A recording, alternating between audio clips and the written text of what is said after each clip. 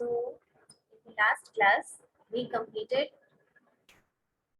जितना भी अभी क्लास हुआ है उसमें पेरोल मैनेजमेंट का क्लास चल रहा है. पेरोल मैनेजमेंट में what did we cover? We covered introduction of payroll management. ठीक है, what is payroll management? Why is it important to the organization these days? And what is the relevance of payroll management in ever-growing business, in the dynamism of business that we see around us today? Then we did some part of social security. What is social security? Introduction part of social security. Fine. And then we understood what are the 6 types of social security. Okay. And then we covered ESI. ESI is also a kind of social security. Rajat says, is there something funny going on? No, ma'am. In ESI Act, which is also a type of social security legislation, we tried covering, we understood what are the types of social security which are covered under ESI Act, right? Okay. Up today in this class, we will study gratuity. Right? We will cover gratuity. I asked you to come with the knowledge of gratuity. Did you want research? Ma'am, gratuity repeat. के बारे में पहले बताओ, revise करो फिर से. Tell me what is social security, because I am asking you this because gratuity is also a type of social security legislation, right? So ESI was a social security legislation. Similarly, gratuity is also a type of social security legislation. So tell me, what are the types of social? What are the conditions of social security? Ma'am, first one is sickness. Second one is maternity. Third one is disablement. Fourth one is old age. Fifth one is death, and last one is unemployment. These are the types of social security which is covered Yes. under one act or the other. Okay, we tried covering everything in ESI Act. Fine. Now today we'll start gratuity. ESI में किसी को कोई problem है? No, ma'am. समझ आई? ESI Act. Now today we'll start gratuity. Prepared everybody? Yes, ma'am. See, gratuity is a kind of social security legislation. पहले ये समझो कि ये जो gratuity act है, ESI act कौन सा था? ESI act 1948 में लाया गया था. Okay, gratuity is much later to ESI. This act was enacted and implemented in the year 1972 by the central government in India. ठीक है, इसका implementation various state government करती है. ये एक्ट इनेक्टेड और इम्प्लीमेंटेड है सेंट्रल गवर्नमेंट से, but it's proper implementation is done by state government. What is gratuity? Gratuity कैसे शुरू हुई? पहले के टाइम पे जब ये एक एक्ट मैम, ग्रेचुटी एक अमाउंट है जो कि एम्प्लॉय को एम्प्लॉयर द्वारा दिया जाता है. ये जो ग्रेचुटी होता है ये हमारे फिर से बोलो. Ma'am, gratuity is the amount that is paid by the employer to the employee after the retirement. अच्छा, और बताओ. मैम जो भी वर्कर्स जो है या फिर एम्प्लॉय जो है वो अपना पास में जितना भी सर्विस प्रोवाइड किए कंपनी को उसके रिगार्डिंग उनको ग्रेचुटी आफ्टर रिटायरमेंट पेड होता है. और कोई राजनीति कुछ पढ़ा है? आइडिया? मैम यही सारा कुछ पढ़ा. रजत?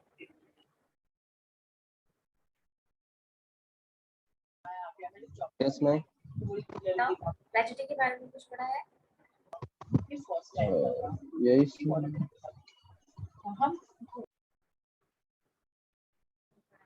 अभिजीत? Yes, ma'am. ग्रेचुटी के बारे में कुछ पढ़ा है? Ma'am, gratuity last end of the working work or get to the employee.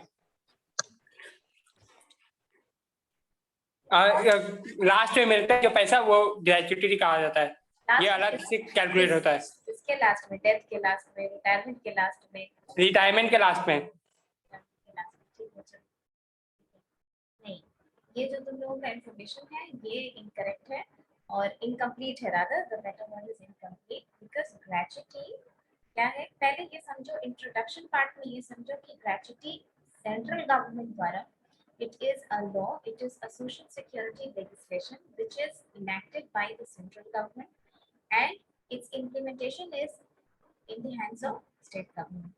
Okay? Gratuity कैसे शुरू हुई, उसको इनैक्ट करने का रीजन क्या था? पहले के टाइम पे जो वर्कर्स किसी एम्प्लॉयर के यहाँ बहुत लंबे टाइम तक काम करते थे, ठीक है, बहुत लंबे टाइम तक काम करते थे, वैसे वर्कर्स को एम्प्लॉयर खुश होकर, ठीक है, ये कोई लॉ नहीं था, ये कोई लीगल एनैक्टमेंट नहीं था, वो बस खुश होकर के अपने वर्कर्स को कुछ पैसा देते थे इन लमसम अमाउंट। समझ में आई बात? क्या थी ग्रेचुइटी, कैसे शुरू हुआ? हिस्ट्री ऑफ ग्रेचुइटी क्या है कि जब कोई वर्कर पहले के टाइम पे एम्प्लॉयर्स किसी एम्प्लॉयर के यहाँ काम करता था और सिर्फ काम नहीं करता था, लंबे समय तक काम करता था, लंबे समय तक काम करता था, तो एम्प्लॉयर खुश होकर के उनको कुछ लमसम अमाउंट में पैसा देते थे। उस वक्त उस चीज को ग्रेचुइटी कहते थे, ठीक है, उसको ग्रेचुइटी कहते थे कि एक लमसम अमाउंट दिया जाता था, उसको ग्रेचुइटी कहा जाता था। लेकिन ये ग्रेचुइटी का कोई लीगल इनैक्टमेंट नहीं था उस वक्त, ठीक है, इसका कोई लीगल इनैक्टमेंट नहीं था, कोई ऐसा सर्टेन कैलकुलेशन नहीं था कि कितना पैसा दिया जाना चाहिए। अगर हम इतने साल काम, अगर तुम 2 साल काम किए तो ऑब्वियसली तुमको सैलरी, तुम चाहोगे कि 2 साल का पैसा मिले तुमको। तुम 5 साल काम किए तो तुम चाहोगे कि 5 साल का पैसा मिले, 2 साल में तुम सेटिस्फाइड तो नहीं हो जाओगे, राइट? Yes ma'am. तो यही होने लगा फिर कि पहले तो ये एक एक्स ग्रेशिया पेमेंट था, it was an x gratia payment, यानी एक होता है ना अनुकंपा पेमेंट, खुश होकर के एम्प्लॉयर्स आपको पैसा देने लगे कि बहुत लंबे टाइम तक हमारे यहाँ ये एम्प्लॉयर काम किया है। लेकिन ग्रेजुअली क्या हुआ कि एम्प्लॉयर और एम्प्लॉय में इसको लेकर के बहुत मनमुटाव होने लगा, झगड़ा होने लगा कि ऑब्वियसली किस बात पे होगा, the employer said that this money was enough, और जो वर्कर्स थे उनको लगता था कि इनको और पैसा दिया जाना चाहिए, वर्कर्स को लगता था कि हम ज्यादा लंबे समय तक काम किए, उनको और पैसा दिया जाना चाहिए, ये मेरा हिस्सा या मेरा पैसा ज्यादा बनता है। समझ में आई बात? तो इसको लेकर के टसल बनने लगा एम्प्लॉयर्स और एम्प्लॉयज के बीच। ये इस चीज को लेकर के फिर फिर धीरे धीरे गवर्नमेंट, और ये झगड़ा इतना बनने लगा कि गवर्नमेंट को इंटरवीन करना पड़ा, और फिर ये गवर्नमेंट इंटरवीन करके एक एक्ट लाई, ठीक है, सेंट्रल गवर्नमेंट ने, यानी कि यूनिफॉर्म तरीके से पूरे देश में इस एक्ट के इम्प्लीमेंटेशन के पहले, सब पहले केरला गवर्नमेंट लेकर के आई, उसके बाद वेस्ट बंगाल गवर्नमेंट लेकर के आई, लेकिन पूरे तरीके से इन यूनिफॉर्म मैनर ये 1972 में इंडिया में इनेक्ट हुआ। सेंट्रल गवर्नमेंट ने इसको इनेक्ट किया, ये यूनिफॉर्म है और इंडिया में हर जगह एप्लीकेबल है। देखो, कोई भी एक्ट पढ़ने के पहले हर एक्ट में हर एक वर्ड का, जैसे कि तुम अगर वर्कर का डेफिनेशन पढ़ोगे तो किसी एक्ट में वर्कर का डेफिनेशन बहुत कॉम्प्रिहेंसिव है, उसमें बहुत सारी चीजें इंक्लूडेड हैं, लेकिन दूसरे एक्ट में वही वर्कर के डेफिनेशन में 2-4 चीजें छोड़ी हुई है। जैसे वेज देने की जब बात होगी तो वेज का definition payment of bonus act में अलग है, बाकी दूसरे एक्ट में अलग है, पेमेंट ऑफ वेजेस एक्ट में अलग है। उसी तरीके से जो अलग अलग एक्ट होता है वो अलग चीजों को अलग अलग तरीके से देखता है, लमसम सेम होता है पर कुछ डिफरेंसेस होता है। तो इंट्रोडक्शन, तो ये फिर सेंट्रल गवर्नमेंट ने इसको 1972 में यूनिफॉर्म तरीके से एनैक्टमेंट किया और एंड दिस इज एप्लीकेबल, ठीक है। अब तो ग्रेचुइटी का एक्ट बन गया। ग्रेचुइटी के एक्ट में ये बनाया कि ग्रेचुइटी में एलिजिबिलिटी किनकी होगी, किन लोगों को ग्रेचुइटी मिलेगी, ठीक है, पूरा झगड़ा ही था ना इस बात को लेकर के। तो उसमें एम्प्लॉय को डिफाइन किया गया कि भाई किसको किसको हम एम्प्लॉयज बोलेंगे, हर किसी को एम्प्लॉयर को भी पैसा देने के पहले तो उसको अपना फाइनेंशियल स्टेटस देखना होता है। तो एम्प्लॉय जैसे आजकल ऑर्गेनाइजेशंस में क्या है, अप्रेंटिस पे भी वर्कर्स काम करते हैं, कैजुअल वर्कर्स भी काम करते हैं, कॉन्ट्रैक्ट वर्कर्स भी काम करते हैं, पेरोल पे भी वर्कर्स काम करते हैं। तो अप्रेंटिस को नहीं देना है, अप्रेंटिस इज एग्जेम्प्टेड। ठीक है, अब देखो कोई भी एक्ट जब लागू होती है तो you know there is something about Jammu and Kashmir. क्या है मैम पहले नहीं था, अब इंक्लूड होता है। हाँ, पहले एक्ट में जम्मू एंड कश्मीर को, क्योंकि वहां पे अलग नियम कानून लगता था आर्टिकल 370 की वजह से, तो वहां पर बहुत सारे एक्ट लागू नहीं होते थे। Various acts, the provisions of act did not work in Jammu and Kashmir, but अब वहां पर वो एक्ट्स लागू होते हैं। जैसे कि पहले इंट्रोडक्शन समझो, ये 1972 का एक्ट है। इस एक्ट को पूरी ग्रेच्युटी समझाया। क्या होता है ग्रेच्युटी? लंबे समय तक कोई वर्कर्स अगर किसी एम्प्लॉयर के यहाँ काम करता था तो उसको खुश होकर के जो एम्प्लॉयर होता था खुश होकर के वो एक लंप सम अमाउंट देता था। But with the passage of time this resulted into a lot of tussle. किसने ज्वाइन किया है अभी? Please switch on your video. दो लोगों की तबीयत खराब है, 4 लोगों का कैमरा ऑफ है, बाकी 2 लोग ऑन कीजिए।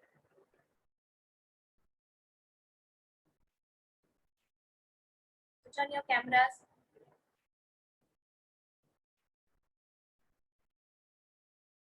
Switch on your cameras. Roll number 9 and roll number 15. Except for these two, please switch on your cameras.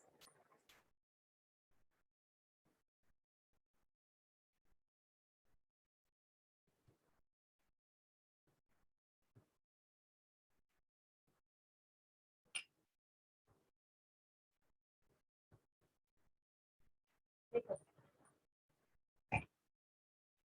कहाँ तक बताया था? ग्रेच्युटी क्या था, कैसे इसकी शुरुआत हुई, फिर कैसे गवर्नमेंट को इंटरवीन करके इसके लिए एक लॉ लाना पड़ा, एंड नाउ ये कहाँ लागू होती है?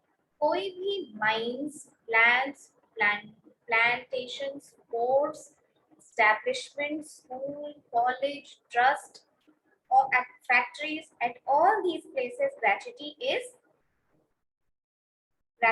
is implemented। ठीक है, हर ऐसी जगह पे जो एम्प्लॉयर्स काम करेंगे उनको ग्रेच्युटी मिलेगी। इसका स्कोप एंड कवरेज क्या है? मतलब मिलेगी ठीक है, पर किसको मिलेगी? ठीक है, एनी पर्सन। देखो ग्रेच्युटी का 4-5 की पॉइंट है, ये समझ लो। पहला की पॉइंट क्या है कि स्कोप एंड कवरेज क्या है? एनी पर्सन जो एम्प्लॉयज ने continuous 5 years of service render की है ऑर्गेनाइजेशन को, they are eligible for gratuity benefit। Understanding? 5 साल की सर्विस होना जरूरी है ग्रेच्युटी के लिए इनेबल होने के लिए, कि आप ग्रेच्युटी के लिए एलिजिबल है, which means that you have paid, you should have worked by that time 5 years of continuous service to the organization।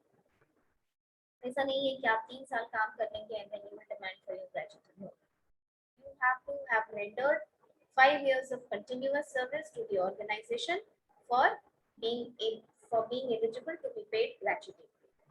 Okay, and where is this applicable?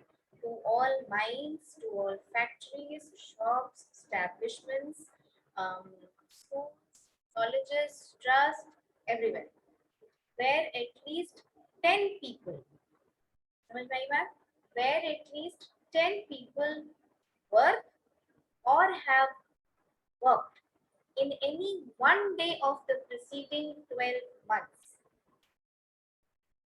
इसका क्या मतलब हुआ कि वैसे जगह जहां पर, वैसे जगह मतलब वैसी फैक्ट्रीज, माइंस, प्लांटेशंस। प्लांटेशंस किसका किसका होता है बताओ जल्दी जल्दी, किस चीज का प्लांटेशन दिमाग में आ रहा है? क्या मैम? प्लांटेशन किसका किसका होता है? प्लांटेशन कभी देखा है टीवी में ऐसे प्लांटेशन, या कभी पहाड़ पे गए होंगे तो? चाय का प्लांटेशन होता है ना, पता? Yes ma'am. चाय का, रबड़ का, कॉफी का। तो वैसे जगह Yes, पे ma'am. भी ग्रेच्युटी एलिजिबल के लिए एम्प्लॉयज होते हैं, एलिजिबल होते हैं। So any factories, mines, plants, plantations, ports, establishment, school, colleges, trust, ये ऐसी हर जगह पे ग्रेचुटी के लिए लोग एलिजिबल हैं where 10 people work, where minimum 10 people work, कम से कम 10 लोग वहाँ काम करते होते हो और have worked या फिर काम किए हो पिछले 12 महीनों में, यानी पिछले 1 साल में किसी एक दिन में भी अगर काम किए हो, then the employees there are eligible for gratuity payment by their employers. Okay? And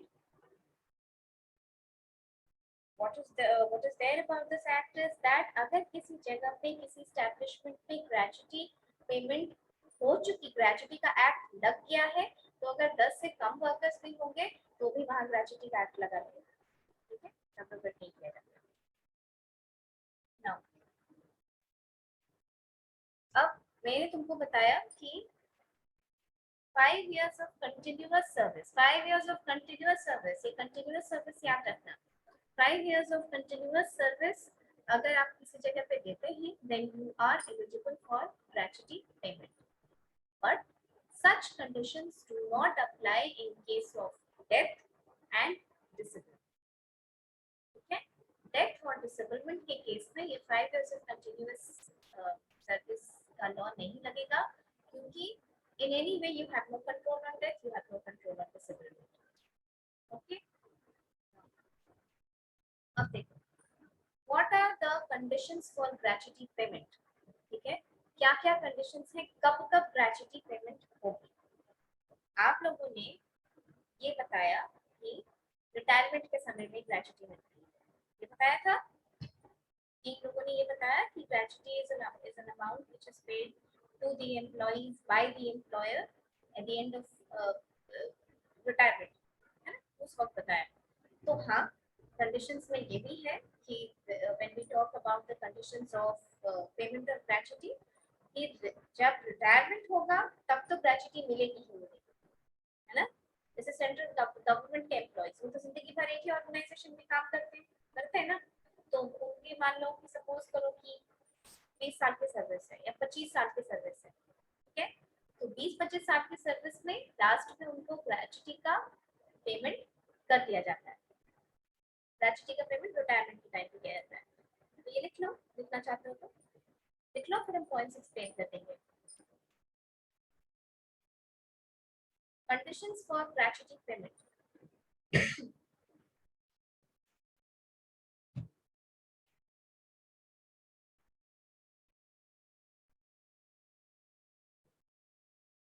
I'll not mark attendance of the rest two who are not putting on their cameras.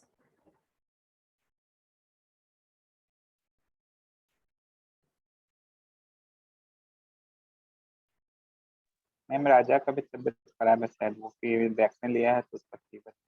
That's why he didn't. Roll number 9 and roll number 15. Second close to. नहीं ma'am, roll number 12 also.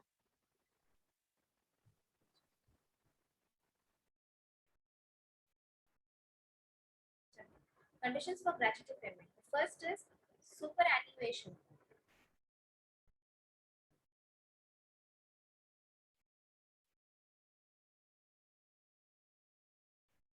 Superannuation. Super ma'am, super के बाद Superannuation. Annual लिखते हो ना, ANNUAL, वैसे ही superannuation. ANNUATION. Superannuation. Second point, voluntary retirement.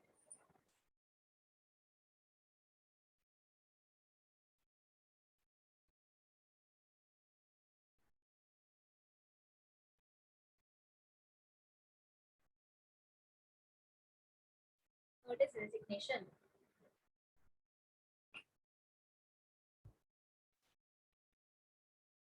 Fourth is death.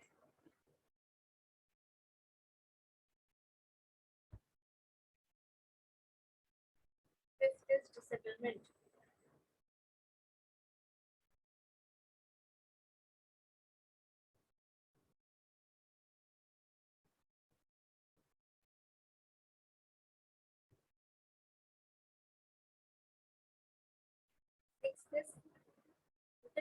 Sixth is chronic disease. disease. Sorry, ma'am. Please repeat. Chronic disease कोई बहुत घातक बीमारी CHRONIC chronic disease.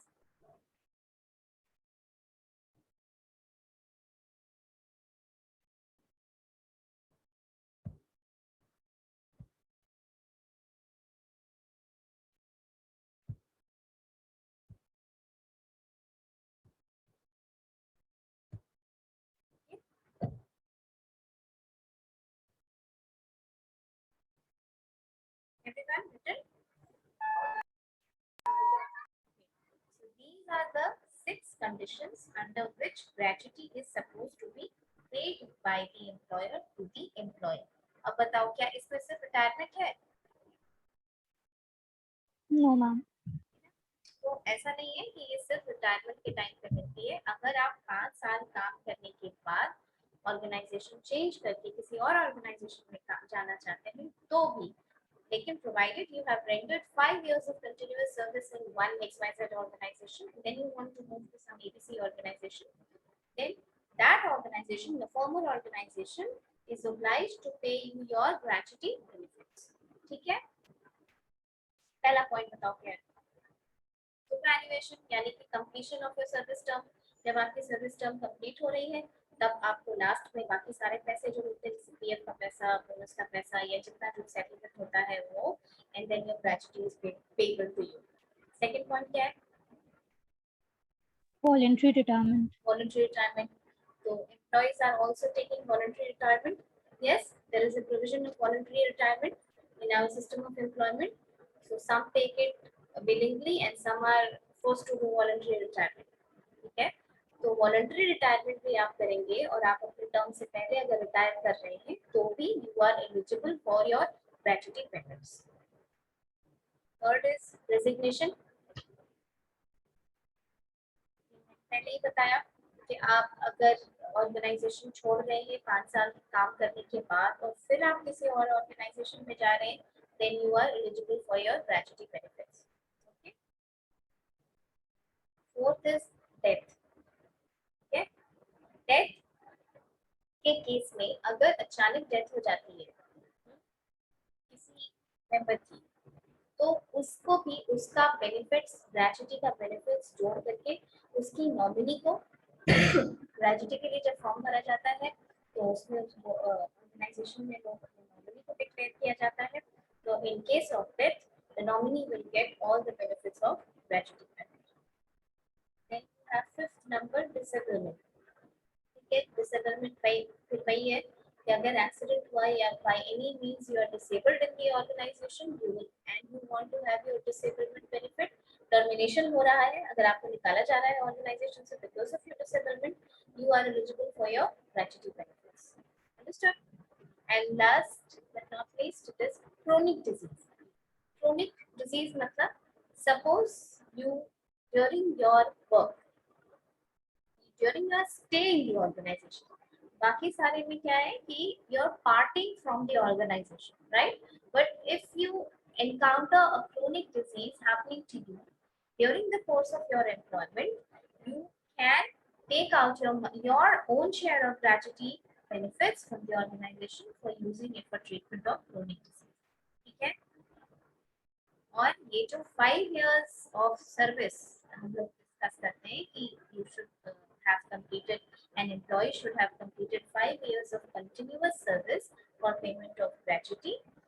Death and disablement are exempted from it. ठीक है?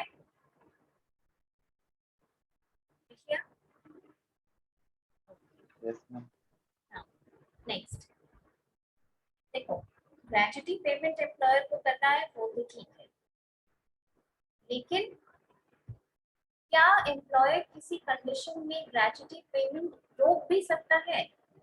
क्या employer किसी given conditions में gratuity के पेमेंट को फोरफीट कर सकता है कि आपका कंडक्ट सही नहीं रहा ऑर्गेनाइजेशन में, आपने तोड़फोड़ कर दी ऑर्गेनाइजेशन में, और आपका कोई बिहेवियर बहुत वायलेंट है ऑर्गेनाइजेशन में, आपने एम्प्लॉयर की प्रॉपर्टी को डिस्ट्रॉय किया, उनके एसेट्स को डैमेज करने की कोशिश की, आपका moral turpitude अच्छा नहीं है for आप sorry for you have been accused of some kind of moral turpitude in the organization, okay? Then जो एम्प्लॉयर है उसको ये राइट है कि वो आपकी ग्रेच्युटी पेमेंट को फोरफीट कर सकता है, ईदर पार्शियली कुछ पेमेंट रोक सकता है या होली पूरा ही पेमेंट रोक सकता है, ठीक है? ये भी कंडीशंस होते हैं एक्ट में, क्योंकि अगर ये फैसिलिटी एम्प्लॉयज को दी जा रही है तो उनको एक लिमिटेशंस भी दी जा रही है, you need to be in your proper decorum for availing this benefit, right? partially or wholly, देखो partially or wholly forfeiture of gratuity.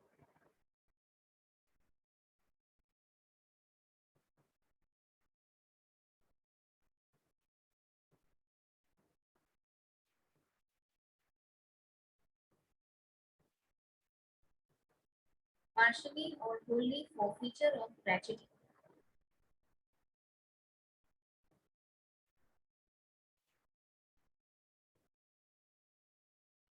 The following situations are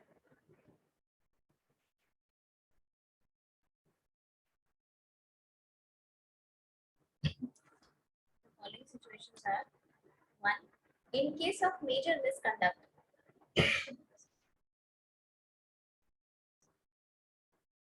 In case of major misconduct.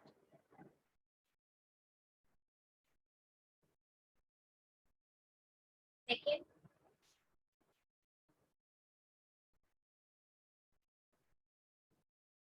moral turpitude.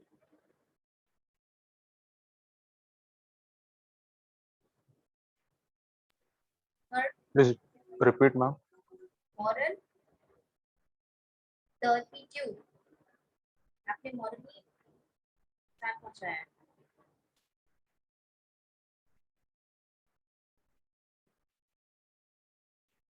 Character अच्छा नहीं है या आपके किसी behaviour की वजह से ऑर्गेनाइजेशन को डैमेज हुई है या आप वर्क हैम्पर किए या that is called moral turpitude, right? So in case पहला पॉइंट लिखा in case of major accident, sorry in case of major misconduct, okay? Second is moral turpitude, third is damage to employers property,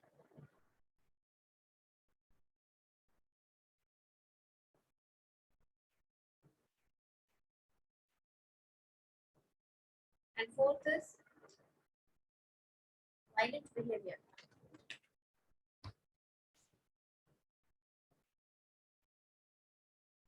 Fourth is violent behavior.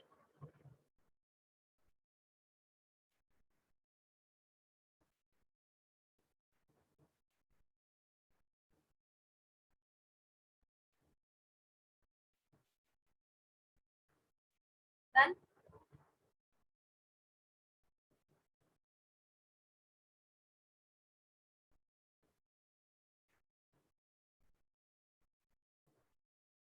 Done? Now, tell me, what are the two types of organizations on the basis of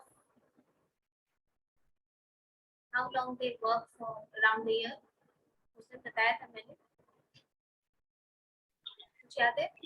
ma'am government organisation और non government नहीं organisation. नहीं, इस basis पे कि वो कितने दिन साल में फंक्शन करते हैं। पेरिनियल ऑर्गेनाइजेशन बताया था, पेरिनियल Yes, ma'am. ऑर्गेनाइजेशन मेरा सी। अभी ये तो डिफाइन हो गया कि ग्रेच्युटी क्या होती है, किसने इम्प्लीमेंट की, सेंट्रल गवर्नमेंट ने इम्प्लीमेंट की, किसके ऊपर इनैक्ट होती है, किन किन लोगों को मिलती है, किन कंडीशंस में मिलती है, किन कंडीशंस में इसका पार्टली या होली फॉरफीचर हो सकता है, ठीक है? लेकिन नाउ कितना दिया जाना चाहिए ग्रेच्युटी? इस एक्ट को लाने का गवर्नमेंट का एक बहुत बड़ा इसी बात पे लेकर के तो ग्रेच्युटी में हंगामा होता था। This was the major bone of contention that employers were happy to give that much and employees were not happy to take that much. They demanded more in the share of gratuity, right? Right? So government gave a formula for calculation of gratuity. देखो इतना detail तुम लोगों को पढ़ना नहीं, just थोड़ा introduction ये समझो कि कैसे, जैसे ये इंपॉर्टेंट है, ग्रेजुटी जान रहे हो तो ये जानना जरूरी है कि कितने दिनों के सर्विस के लिए मिलती है। उसी तरह से I'll just keep briefing you about what is there in the act. You don't need to go into too much of details into this act. This act has 15 sections. Okay. Now, there are two types of organizations. One is perennial organization, and the other one is seasonal organization. Perennial organizations are those organizations that function round the year. 12 months जिनमें काम होता है, that is known as perennial organization. Seasonal organizations are those organizations where the work is carried out for mostly 6 months or so. For the rest of the time of the year, that maybe the conditions are not fit for that organization to operate. Okay? जैसे कि open cast mining होती है तो बारिश के मौसम में वहां उसमें पानी चला जाता है and then you cannot carry on the work. That is why that is closed. So perennial organization and seasonal organization. For both these kinds of organization, the payment of gratuity is different. Okay? पहली organization में जो payment मिलेगी, that is different from the other. That is different from the payment how it will take in seasonal organization. Okay? Perennial organization में बोला जाता है कि for every completed years of service, okay? Her completed year of service आपने 1 साल complete किया, you completed 2 years, you completed 3 years. So say you have worked in that organization for 6 years. For every completed years of service, 15 days of wage per year will be calculated, will be considered for payment of gratuity. समझ में आई बात कि हर 1 साल का जो तुमने काम किया उसके 15 दिन का पेमेंट तुमको कैलकुलेट किया जाएगा। तो अगर 10 साल कैलकुलेट किया तो 10 साल में 15 दिन को 10 साल से मल्टीप्लाई करो, हर 1 साल का 15 दिन। ठीक है, ओके, ये पेरेनियल ऑर्गेनाइजेशन का था। लेकिन what about the seasonal organization? For seasonal organization, this is 7 days of wage per year.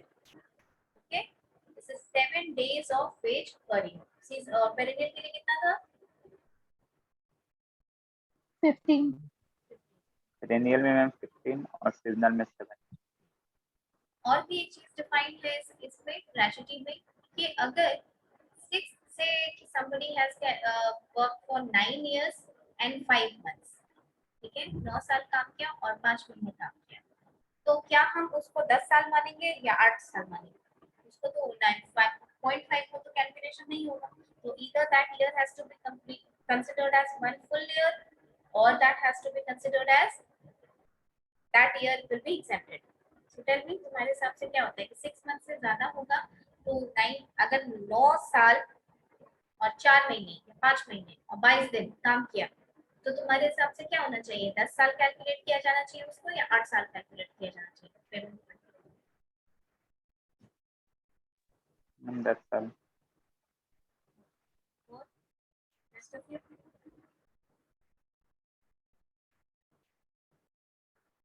Rest of you?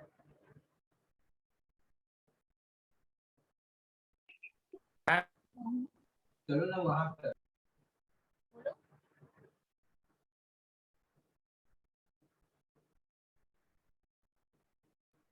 Tell me something. Who said 10 years? Somebody said 10 years. Okay. So, बोलो, idea दो. Any idea? इसमें 9 years to 4 months. Now, what should that be calculated as? 10 years, or while calculating gratuity, what should that be calculated as? 10 years or 8 years? Ma'am कितना है? Ma'am कितना बोले आप? कौन सा पॉइंट में? कितना पॉइंट में? कितना पॉइंट में? हम तो अभी तुमको कैलकुलेशन बता रहे हैं पेमेंट ऑफ ग्रेजुटी में। मैम आप बोलेंगे तब ना कितना ये डे, कितना मंथ काम किया है ठीक से? 9 years, 9 साल। 9 साल, तो 9 साल का ही 9 साल का ही होगा। अब 9 साल और 4 महीने का काम किया है। हाँ तो 9 साल 4 महीना का ही 15 दिन करके 9 साल 4 महीने में 15 दिन कैसे कैलकुलेट करें? See, this is defined in this act. It is defined कि आप 6 months से कम को ईयर में कंसिडर नहीं करेंगे, ठीक है? Say for example कि somebody has worked for 22 years and 5 months, that will be considered as only 22 years. लेकिन अगर किसी ने 22 years और 6 months या 6 months से ज्यादा काम किया है, तो this will be considered as 23 months, so 23 years. Okay? और मैं एक बार, ठीक है? अब देखो, there are so many employees who work on wage basis, right? They work on wage basis in the organization. So what we will do is that we calculate wage calculate करने का तरीका जो होता है उनको नेक्स्ट क्लास में सही से बताएंगे कि जैसे एक बहुत ज्यादा हो जाएगा तो फिर कंफ्यूजन होने लगेगा, ठीक है? तो क्या लग रहा है अभी यहाँ तक आज ग्रेजुटी में I tell you till here, the next class will consider further, will go with the calculation कि कितने कैसे कैलकुलेट हुआ जाता है 15 डेज, किस सैलरी का 15 डेज कैलकुलेट किया जाता है, ठीक है? आपके 5 साल पहले की सैलरी का, आपके 5 साल बाद की सैलरी का, रिटायरमेंट के टाइम की सैलरी का, किसका कैलकुलेट किया जाता है। तो ये जितना बताया उसको थोड़ा रिवाइज करो, keep that in mind so that from the next class when I will tell you further, you will be able to dovetail the entire act. One day, if I tell you everything, it will become much. Meanwhile, you do one thing. अभी वो देखो जो conditions of gratuity लिखा है, conditions for gratuity payment लिखा है ना, क्या क्या लिखा? राजवी तुम बताओ।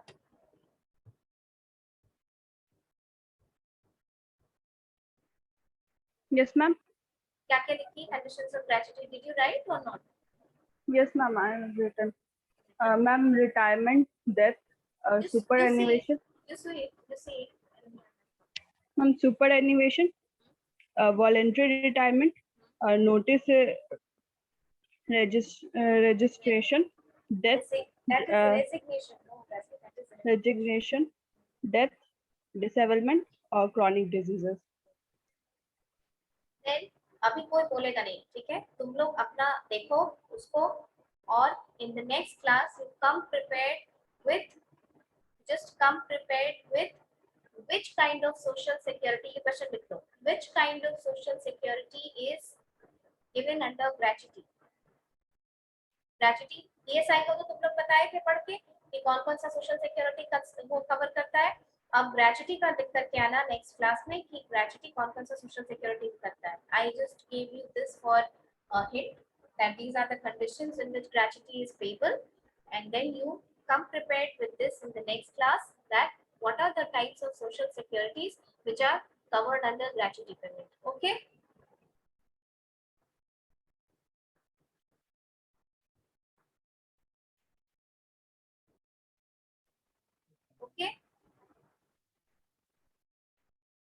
Okay, ma'am. With this note, I end the class. Thank you.